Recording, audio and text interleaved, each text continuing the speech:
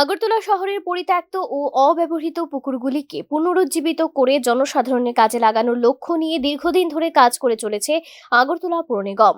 এই উদ্যোগের আওতায় ইতিমধ্যেই শহরের 23টি পুকুর সংস্কার করে সাধারণ মানুষের ব্যবহারের জন্য হস্তান্তর করা হয়েছে। পুকুরগুলিকে পরিষ্কার পরিচ্ছন্ন করার পাশাপাশি পরিবেশ উন্নয়ন এবং জল সংরক্ষণের দিকেও বিশেষ গুরুত্ব দেওয়া হচ্ছে।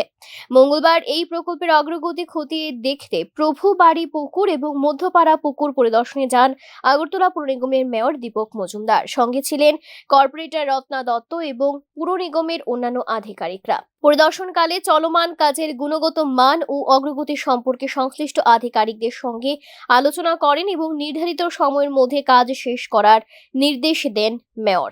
একইভাবে জলাশয়গুলিকে সংরক্ষণ করা এবং পরিচ্ছন্ন রাখার জন্য নাগরিকদের দায়িত্বশীল ভূমিকা নেওয়ার জন্য আহ্বান রাখেন তিনি। সমস্ত পুকুরগুলি যতগুলি পুকুর আমরা কাজ করেছি সেগুলি মানুষ ব্যবহার করতে পারতো না, জল দূষিত হয়ে যেত, পরিবেশ দূষণ হতো এবং রোগের উপদ্রব হতো। তো সেই জায়গা থেকে পুকুরগুলি এখন খনন করে সুন্দর করে সৌন্দর্যন করে ব্যবহার করা হচ্ছে। কাজেই আমার মনে হয় আগরতলা শহরবাসীকেও যত্ন নিতে হবে, লক্ষ্য রাখতে হবে।